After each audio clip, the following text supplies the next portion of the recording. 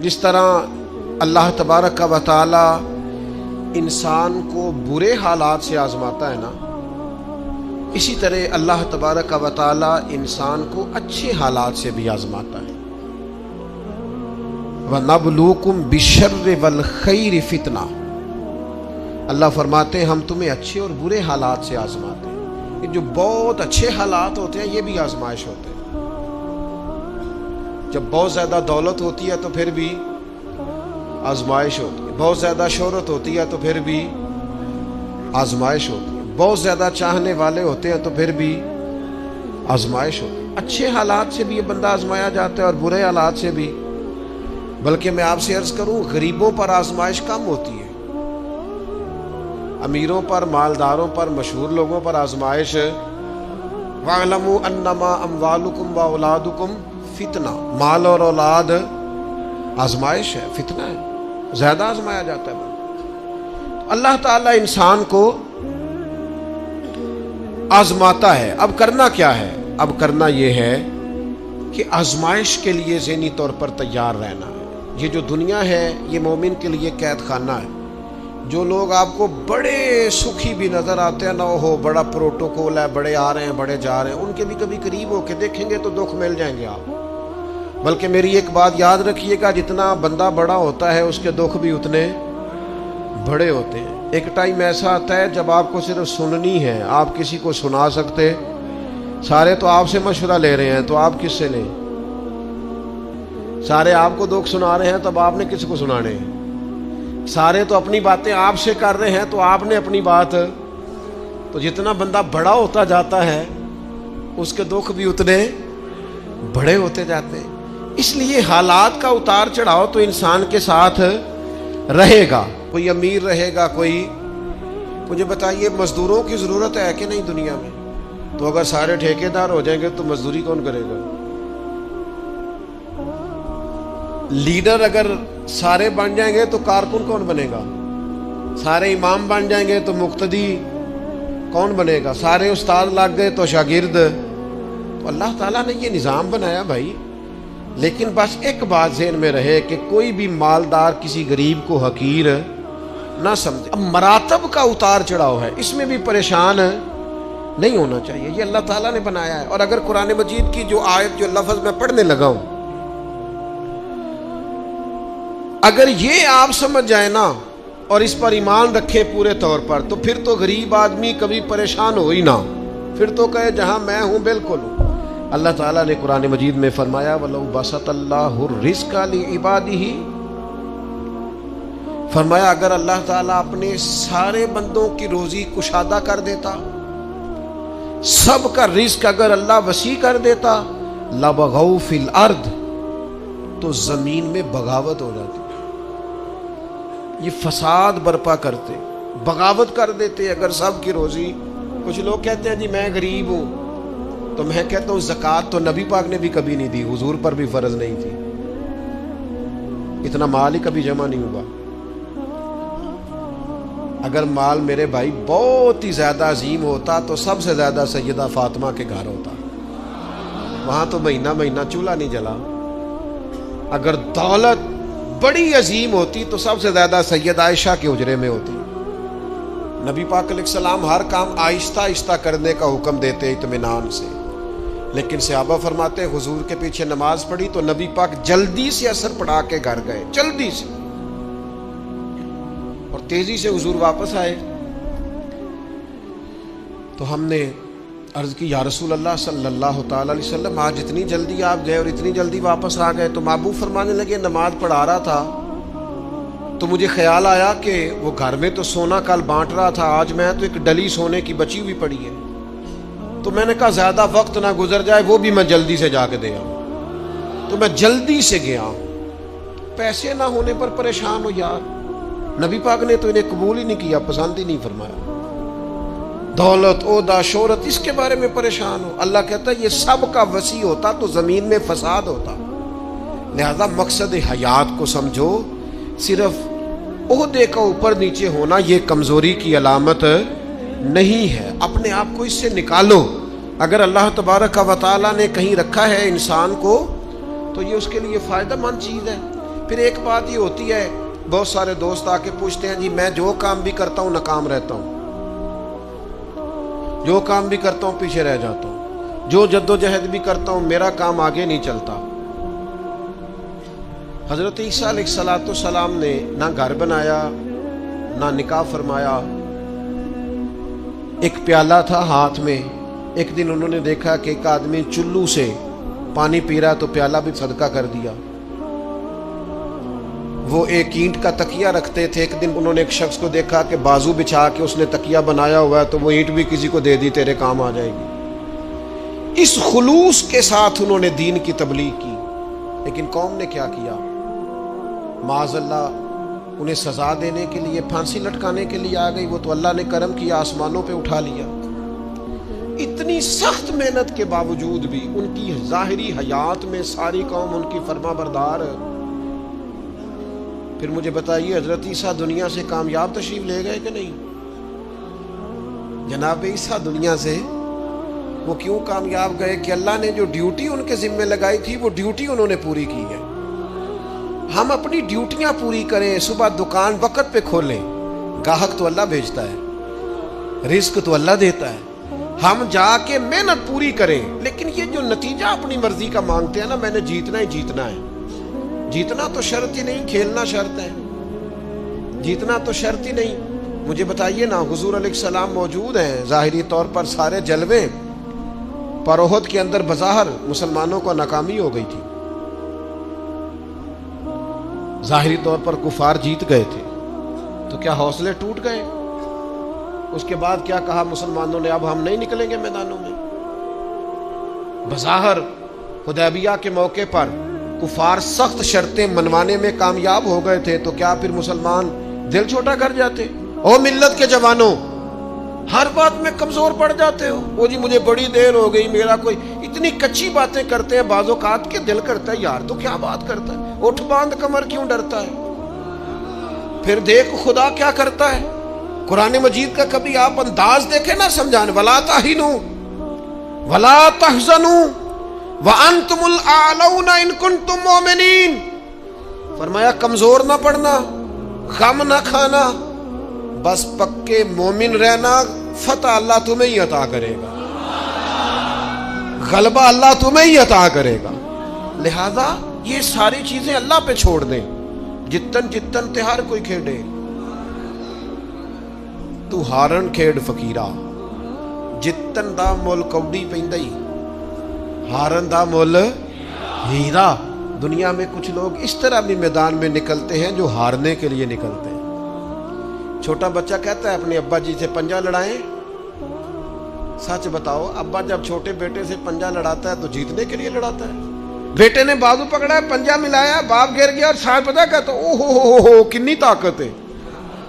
اور نہیں طاقت جناب، آپ خوش ہو رہے ہیں کس بات پہ؟ کہ بیٹا جیت جائے تو مزہ بڑا آتا ہے، یہ کامیاب ہو جائے تو مزہ۔ لیکن آپ سمجھیں اس بات کو جو میں سمجھانا چاہ رہا ہوں، یہ کامیاب کب ہوا ہے؟ ابا جی کو ہرا کے۔ اس وقت یہ جو جیتا ہے اور باپ خوش ہو رہا ہے اپنے آپ کو ہرا کے، اور بیٹے کو کتنا خوش ہے، کہتا ہو بلے بلے کنی طاقت۔ بیٹا دوڑ کے آیا ہے، گلے لگا، باپ گر گیا، اوہو مجھے گرا دیا، دیکھو کتنی طاقت ہے۔ یہ کیوں کہہ رہا ہے؟ حوصلہ افزائی کر رہا ہے۔ یہ گر گیا ہے اور گر کے راضی ہے، یہ ہار گیا ہے اور ہار کے، تاکہ میرا بیٹا جیت جائے۔ وہ یار اگر تو پیچھے رہ گیا ہے تو تھوڑا راضی ہو جا، باقی مسلمان جو آگے نکل گئے تھوڑی دیر کے لیے تو کہنا یار میں پچھلی صف میں ہی صحیح، پر دیکھ تو صحیح میں کتنوں کا پہرے دار ہوں۔ نبی پاک علیہ السلام نے فرمایا 2 آنکھیں دوزخ میں نہیں جائیں گی، ایک وہ جو اللہ کے خوف سے روئی، اور ایک وہ جس نے اسلامی سرحد پر پہرا دیتے ہوئے جاگ کر رات گزار دی۔ اس سپاہی کو کوئی نہیں جانتا جو بارڈر پہ کھڑا ہے، لیکن وہ جاگ رہا ہے نا، آنکھ کھلی ہوئی ہے نا، تیرے لیے جاگ رہا ہے، میرے لیے جاگ رہا ہے۔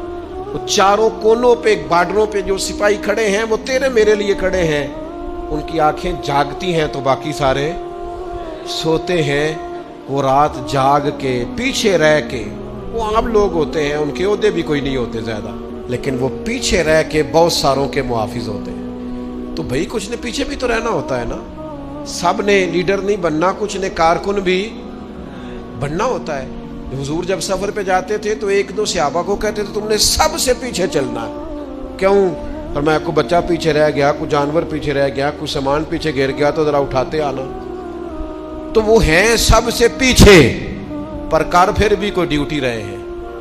چلو ہم کچھ بندے پیچھے نہ رہ جائیں، جتن جتن ہر کوئی کھیڈے، تو ہارن کھیڈ فقیرہ، جتن دا مل کوڈی پیندائی، ہارن دا مل ہیرا۔ تو میرے بھائی یہ مراتب میں اگر کمی بیشی ہو جائے تو اس پہ کمزور ایک خاص چیز آپ سے عرض کرنے لگا ہوں، اور یہ شاید پہلی دفعہ میں ایسا کروں گا۔ میرا دل کرتا ہے آج میری گزارش ہوگی، میں آپ سے طلب کروں گا، مہربانی کریں آج نہ اپنی زندگی کی پچھلی ساری کوتاہیاں یاد کریں، سستیاں یاد کریں، کہاں کہاں ہم نے جان بوجھ کر اپنی جان پہ ظلم کیا ہے، پیچھے رہ گئے، اس کو یاد کرنا ہے آج۔ یہ میں نے بھی آج یاد کرنا ہے، آپ نے۔ اور پھر ایک اور چیز آپ سے مانگنی ہے، یہ آپ نے ضرور کرنا ہے۔ آج آپ نے پچھلی کوتاہیاں یاد کرنی ہے، اور آج اللہ سے اور اپنے آپ سے ایک وعدہ کرنا ہے کہ مالک ایک زندگی میں ڈیوٹی ہم ضرور کریں گے، وہ چاہے ہم یہ ذہن بنا لیں کہ ہم نے اپنے دوستوں کو نمازی بنانا ہے، یا یہ ذہن بنا لیں او پنڈ دے وچ نا بی بی نو طلاق ہو گئی یا خامد فوت ہو گیا تو اس کے والد نے کہا کہ تیرا نا پھر نکاح کرنا ہے، شادی کرنا ہے۔ میں کہ نہیں ابا جی ہوں نہیں۔ اب پتر پھر عمر کی میں گزرے گی؟ اس آخیا میں نہ ارادہ کر لیا، میں ان ساری زندگی قرآن پاک پڑھانا ہے بچیاں۔ اس طرح کی میں نے درجنوں بیویاں دیکھی ہیں دیہاتوں میں، ساری زندگی اب میں قرآن۔ کوئی انہوں نے مقصد تو بنایا۔ نبی کریم علیہ السلام نے فرمایا قیامت کے دن اللہ تعالیٰ لوگوں سے فرمائے گا، سب سے پہلا سوال لوگوں سے، مختلف احادیث میں مختلف سوال ہیں جو سب سے پہلے ہو۔ اس حدیث میں فرمایا اللہ قیامت کے دن سب سے پہلا سوال بندوں سے یہ پوچھے گا مجھ سے ملنے کو جی چاہتا تھا؟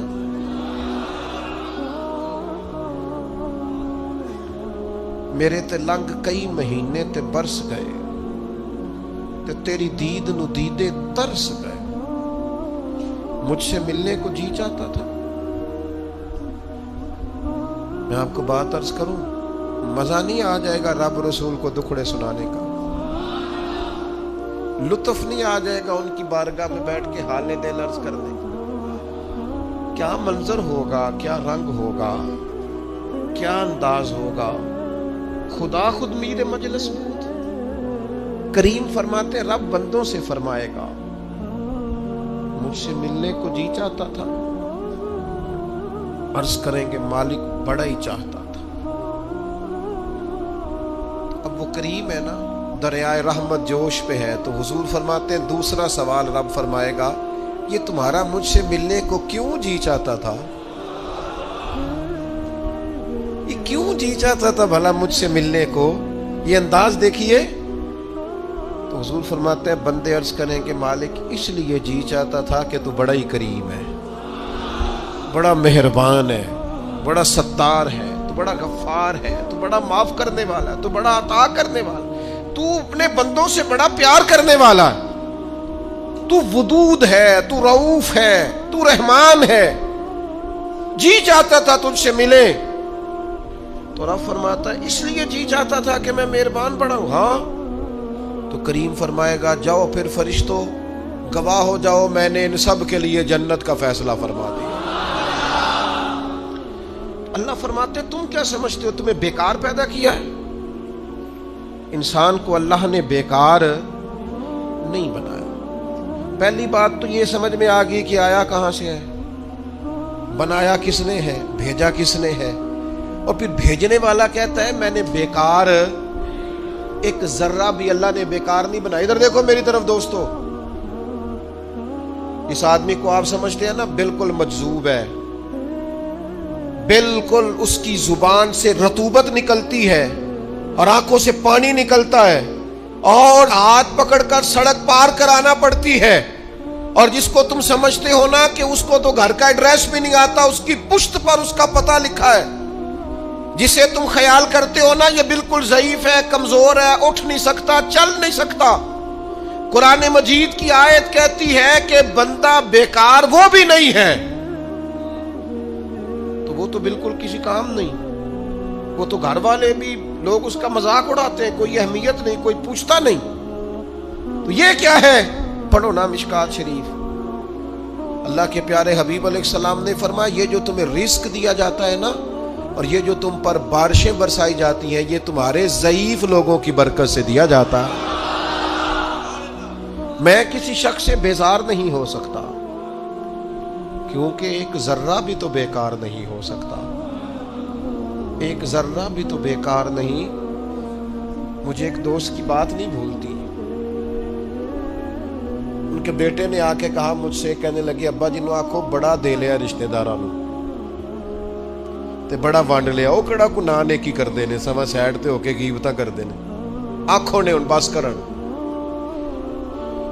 اور وہ تھوڑے تھوڑے نالاں بھی تھے، چند باتیں اس نے اس طرح کی بتائیں جو واقعی شکایت والی تھی۔ تو میں نے ان بزرگوں سے کہا، میں کہ پاجی منڈا بھی پریشان ہے، گھر دے بھی تو چھڈو، سادہ بندہ، ان پڑھ آدمی، محنت مزدوری، اتنی پتے کی بات کی؟ کہنے لگا حضرت صاحب پتہ نہیں اللہ کدے صدقے پہ دیندا ہے۔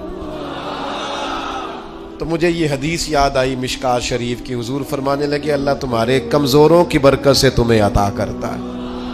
کس کی وجہ سے اللہ تمہیں دیتا ہے؟ ضعیفوں کی وجہ سے۔ ایک تو کسی چیز کو بھی اللہ تعالیٰ نے بیکار پیدا پھر کس لیے پیدا کیا، مقصد حیات کیا ہے، اس کو آپ نے سمجھنا ہے۔ فرمایا الذی خلق الموت والحیات لیبلوکم ایکم احسن عملا، ہم نے موت اور حیات اس لیے پیدا کی ہے تاکہ پتہ چلے تم میں بہترین عمل کون کرتا ہے، بہترین عمل کون بندہ کرتا ہے۔ اس مقصد کے لیے موت اور حیات کو پیدا کیا۔ ہم تو کام کرنے آئے بھائی، دنیا میں کام کرنے آئے۔ یہ جو لوگ ویلے بیٹھے ہیں نا، صبح سے شام تک موبائلیں چلا رہے ہیں، آرام کر رہے ہیں، کھانے کھا رہے ہیں، آ رہے ہیں، جا رہے ہیں، یہ لوگ اس مقصد حیات سے غافل ہیں جس مقصد کے لیے بھیجے گئے۔ قرآن مجید کہتا ہے تمہیں اچھے اعمال کے لیے دنیا میں بھیجا ہے، اس مقصد کو تم سمجھو۔ کوئی خیر کا کام زندگی میں کرو، کوئی خیر کا کام۔ یہ جو مسجد کا خادم ہوتا ہے نا، اس کے پاس مسجد کی چابیاں ہوتی ہیں، اور مسجد کے خدام اکثر پڑھے لکھے نہیں ہوتے، کم پڑھے لکھے ہوتے ہیں، لہذا یہ ڈیوٹی کرتے ہیں، مسجد میں صفائی کرتے ہیں، جھاڑو دیتے ہیں، ڈیوٹیاں کرتے ہیں۔ لیکن میں آپ سے عرض کروں، بن سنور کے امام صاحب آئے، جناب پگڑی باندھی ہے، جبہ پہنا ہے، آ کے وہ سج گئے، سنور گئے، آ کے یوں بیٹھ گئے وہ، لیکن ان امام صاحب کو ان کی بھی بڑی شان ہے، جو نمازی مسجد میں سجدہ کریں گے ان کی بھی بڑی شان ہے، لیکن اس بندے کا مرتبہ آپ سمجھتے ہیں جو سب سے پہلے آیا ہے، جس نے آ کے جھاڑو دیا ہے؟ کہہ لوں میں ایک جملہ، کہہ لوں میں ایک جملہ، ایک بات کہہ لوں وہ والی کہ نبی کریم علیہ الصلوۃ والسلام نے کنجیاں ساری سیدنا بلال کو دے دی تھی، ڈیوٹی حضرت بلال حبشی کو دے دی۔ میں کہہ لوں یہ اسی رستے پہ ہیں جس رستے پہ سیدنا بلال حبشی تھے؟ پھر مجھے کہہ لینے دو یہ لفظ، مفتی بن کر، پیر بن کر، مولوی بن کر، مقرر بن کر، صدر بن کر، فلاں بن کے بیٹھے رہو، تمہیں مبارک ہو، تمہاری بڑی شان ہے، پر یہ عظمت صرف سیدنا بلال کی ہے کہ نبی کریم نے فرمایا بلال میں نے معراج کی رات جنت میں بھی تیرے چلنے کی آواز سنی،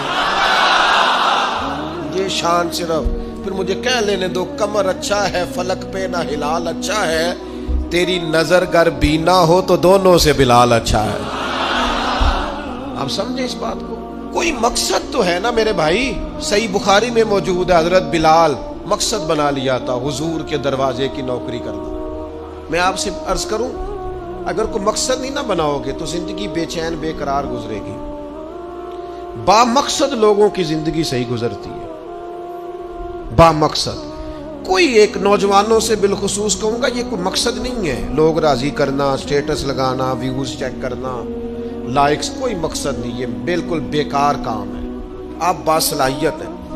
کچھ نوجوانوں کو میں دیکھتا ہوں، مجھے ایسے لگتا ہے یہ نوجوان ایسے ملک اور ملت کو چلا سکتا ہے، کہ کوئی مقصد نہیں ملا، کوئی کام نہیں ہے کرنے، کوئی ڈیوٹی نہیں اپنے ذمے لی، آنا ہے، جانا ہے، بیٹھنا ہے، خوش گپیاں ہیں، تبصرے ہیں، یہ کوئی کام نہیں۔ آپ کا کوئی مقصد حیات ہو، آپ کوئی ڈیوٹی کریں، کوئی کام کریں، کوئی خدمت ہو جو آپ کریں، آپ محسوس کریں گے کہ کچھ برکت ہو گئی ہے۔ لیکن اگر محمل وقت گزارو گے، بیکار ہو جاؤ گے، زنگ لگ جاتا ہے صلاحیتوں۔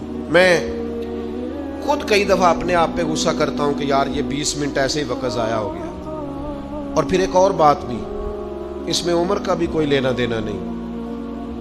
امام رازی نے لکھا ہے ایک صحابی کے بارے میں، حضور نے فرمایا کہ تیرا تھوڑا وقت رہ گیا دنیا سے جانے کا۔ ظاہر ہے بوڑھے آدمی تھے، یا رسول اللہ پھر مجھے بتائیں کیا کروں؟ تو فرمایا ادھر سے صحیفے اٹھا کے لا، تجھے قرآن پڑھانا شروع کروں، پڑھتا پڑھاتا دنیا سے چلا جا۔ انہوں نے نہیں کہا یہ عمر نہیں، آپ کے پاس مہینہ ہے، سال ہے، 20 سال ہے، جتنا بھی ٹائم ہے، آج سے کوئی کام شروع کر دیں، کوئی ڈیوٹی کریں۔ آپ یقین کریں کوئی کام اگر ہم اپنے ذمے لے لیں گے تو ہمارے لیے جینا آسان ہو جائے گا، ہمارے لیے جینا آسان ہو جائے گا۔ ڈیوٹی لے لیں کوئی، اس کو کریں۔ اب ہوگا کیا؟ جب آپ اس مقصد کے لیے نکلیں گے نا تو پھر مشکلات بھی آئیں گی، پھر حالات ہمیشہ ایک جیسے نہیں رہتے، تو اللہ آزمائے گا بھی اس رستے میں۔ وَلَنَبْلُوَنَّكُمْ بِشَيْءٍ مِّنَ الْخَوْفِ وَالْجُوعِ وَنَقْصٍ مِّنَ الْأَمْوَالِ وَالْأَنفُسِ وَالثَّمَرَاتِ وَبَشِّرِ الصَّابِرِينَ۔ پھر انسان کو آزمایا بھی جائے گا، اب مشکلات بھی آئیں گی۔ تو یہ مشکلات زندگی کا حسن ہے۔ آپ جب کسی مقصد کے تحت میدان میں نکلیں گے پھر آپ کو باتیں بھی سننی پڑیں گی۔ آپ بالکل صحیح صحیح جا رہے ہیں، لوگ تانے بھی دیں گے، لوگ کہیں گے بھی، تو بھائی اس کا مزہ آئے گا۔ اب ذہن بنا لیں کہ بھائی مشکلات آئیں گی، اتار چڑھاؤ آئے گا، تو یہ تقاضا ہوگا جب آپ پہلے سے ذہنی طور پہ تیار ہوں گے، پھر کوئی بھی مشکل بندے کو پریشان نہیں کرے گی۔ آج نہ ایک وعدہ کریے، ان بے مقصد نہیں جینا، کوئی مقصد بنانا ہے، کوئی پروگرام، کوئی تھبکی۔ ہمارے ایک بزرگ تھے، وہ فرمایا کرتے تھے میں نے زندگی میں مقصد بنایا، میں نے مایوس لوگوں کے حوصلے بڑھانے، دکھیوں کو کہنا ہے کچھ بھی نہیں ہونے لگا، کرم ہو جائے گا۔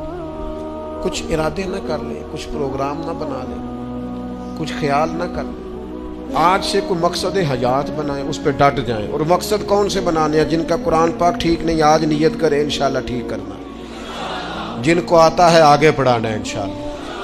جن لوگوں کو اللہ تبارک و تعالیٰ نے رزق دیا ہے وہ غریبوں کی مدد کریں گے انشاءاللہ۔ جو محنت نہیں کرتے، والدین پریشان ہیں، وہ آج ارادہ کریں مالک ہم ارادہ کرتے ہیں تو مدد کر، ہم محنت کریں گے انشاءاللہ۔ جن کے رزق میں کہیں کوئی ملاوٹ ہے، وہ سمجھتے ہیں کہ یار یہ میں پوری دیانتداری سے نہیں لے رہا، وہ آج ارادہ کریں کہ اللہ میں ملاوٹ دور کروں گا، وہ ہم سے نہیں اپنے آپ سے، اللہ سے، اور میں بالکل جائز لیا کروں گا۔ آج سے پکے ارادے، پکی نیتیں اور مضبوط پروگرام۔ جنہوں نے جان بوجھ کے نمازیں، عبادتیں ترک کی ہیں، وہ آج ارادے کریں کہ بس بھائی آج کے بعد انشاءاللہ۔ آپ ارادہ تو کریں، آپ پروگرام تو بنائیں، وہ تو کریم ہی بڑا ہے۔ صحیح مسلم میں حدیث ہے، حضور فرماتے ہیں جو بندہ اللہ کی طرف ایک بالشت آتا ہے نا، ایک گٹ، اللہ اس کی طرف پورا ہاتھ آتا ہے۔ اور فرمایا جو مالک کی طرف چل کے جاتا ہے اللہ کی رحمت اس کی طرف دوڑ کے جاتی ہے۔ آپ ارادہ تو کریں، دیکھیں تو صحیح، میری طلب بھی تو تیرے کرم کا صدقہ ہے۔ یہ پاؤں اٹھتے نہیں بلکہ یہ اٹھائے